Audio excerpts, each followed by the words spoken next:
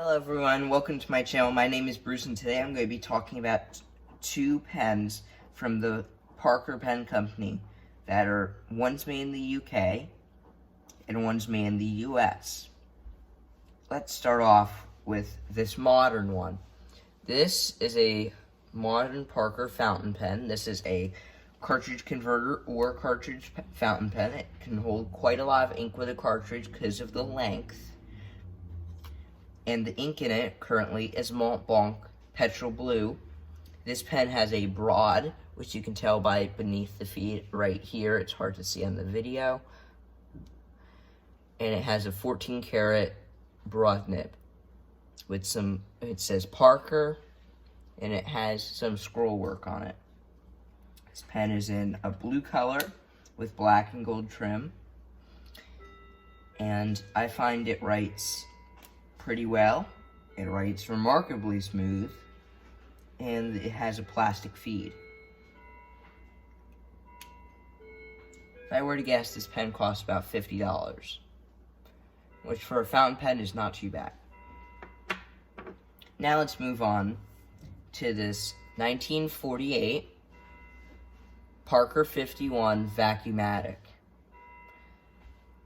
This pen is in cedar blue, and it is currently inked up.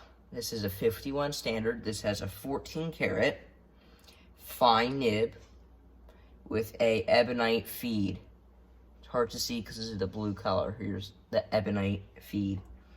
It's a fully hooded nib, and you can tell it is made in 48 because right here, it's very hard to see because it's also dark, is a number 8, which symbolizes the year it was made.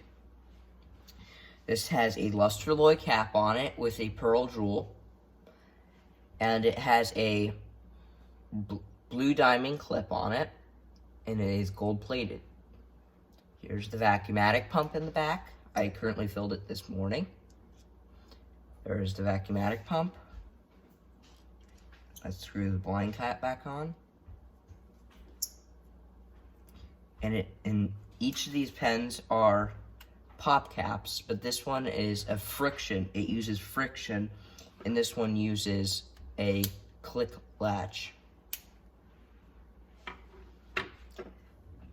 So the ink in this pen is Diamine Oxford Blue, which I have put into an empty ink bottle. This is a Monteverde ink bottle, but it has the blue inside of it. Let's put that back quick. And here is the petrol blue inside of the modern Parker. The paper I'm using is a Rhodia dot pad, and it is probably the best papers I recommend for fountain pens. So this pen has been restored, is in decently good shape. The cap I cleaned out when I got it because the seller shipped the pen full of ink, which I don't think was a good idea. But I got this off of eBay for about $85, and it writes remarkably smooth. So let's go on to a writing sample. Set this pen aside for a moment. This pen can be posted. It is too long, in my opinion, to be posted, so I think it writes better unposted. Has a very thin grip, but here's a writing sample. This is a modern Parker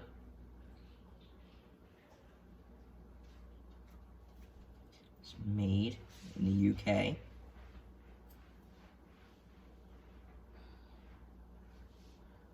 United Kingdom. And it has petrol blue in it,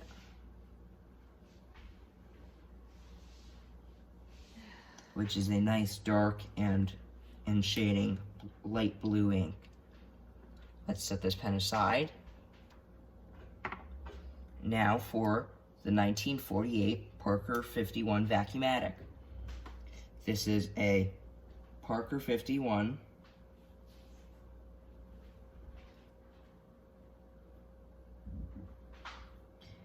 Vacuumatic.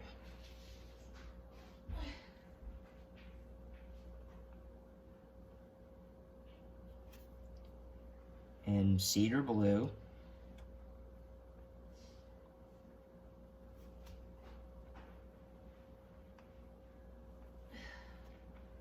This is a standard, and the ink I'm using is Diamine Oxford Blue.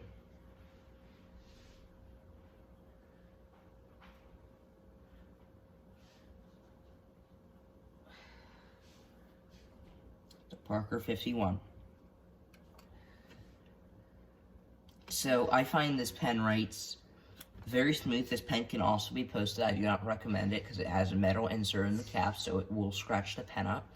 So if I unpost it quick, here is the fine nib. Fine. It has not very little line variation because of the nib. These pens both have 14 karat gold nibs. But this is a fine or a medium. I would say it's a medium fine, because I find it's between a fine and a medium. And it writes smooth.